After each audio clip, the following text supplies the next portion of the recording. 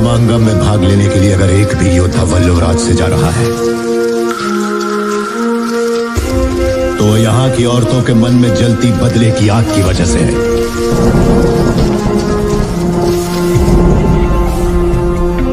ऐसी ही वीरांगनाओं की कोख से मैंने और तुमने जन्म लिया है।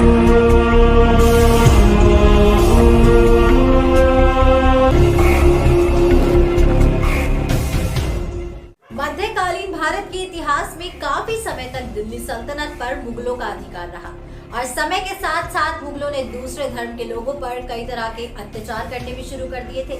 धीरे धीरे उनका अत्याचार इतना बढ़ गया कि काफी सारे हिंदुओं ने अपना धर्म परिवर्तन करना शुरू कर दिया था। उस समय मराठा साम्राज्य की बागडोर छत्रपति शाहूजी महाराज के हाथ में थी, लेकिन सही मायनों में सारी शक्तियां पेशवा के हाथ में ही होती थी। बता दें कि सन 1737 में पेशवा बाजीराव ने दिल्ली पर चढ़ाई कर दी और शहादत अली खान की 1 लाख की सेना को बहुत बुरी तरह से पराजित किया और माना जाता है कि पेशवा बाजीराव ने दिल्ली सल्तनत का लगभग 2 महीने तक घेराव किया था, लेकिन सुल्तान अपने किले से बाहर नहीं निकला और किले के अंदर ही एक सुराग के रास्ते अफगानिस्तान निकल गया था। जिस दिल्ली सल्तनत में महाराजा छत्रपति शिवाजी को काफी सालों तक बंदी बनाकर रखा गया, अब वो मराठाओं के अधीन हो चुका था और पहली बार दिल्ली सल्तनत पर मराठा झंडा लहरा रहा था। पेशवा बाजीराव ने अपने जीवन में लगभग 40 लड़ाइयां लड़ी और उनको सभी में विजय प्राप्त हुई थी। उनके समय मराठा साम्राज्य ने काफी सिद्धियां हासिल की थी। दक्षिण में ढक्कन से लेकर उत्तर में अफगानिस्तान की सीमा तक उनका शासन था। कुछ पारिवारिक विवाद के चलते 1740 में पेशवा बाजीराव ने पेशवा पद का त्याग कर दिया और नर्मदा नदी के किनारे जाकर एकांतवास में रहने लगे।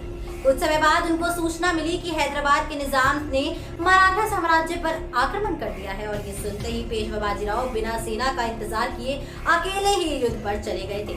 पेशवा बाजीराव मानसिक रूप से कमजोर हो चुके थे, लेकिन कहा जाता है ना कि शेर तो आखिरकार शेर ही होता है और उन्होंने अकेले ही निजाम की सेना से 4 घंटे तक युद्ध किया और निजाम की सेना को लगभग खत्म भी कर दिया था।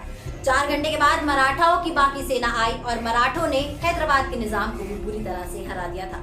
हालांकि दोस्तों, पेशवा बाजीराव अपनी जिंदगी का आखिरी युद्ध भी जीत गए थे, लेकिन इस युद्ध में वो बुरी तरीके से घायल हो गए थे। काफी सारे घाव, लंबी बीमारी और मानसिक रूप से अस्वस्थ होने के कारण 28 अप्रैल 1740 में इस महावीर ने नर्मदा नदी में जल समाधि ले ली थी। ऐसी ही कुछ स्टोरी पर बेस्ड हो सकती है बाहुबली 3 की स्टोरी। तो अब आप इस फिल्म के लिए कितने एक्साइटेड हैं, हमें कमेंट सेक्शन में जरूर बताइएगा।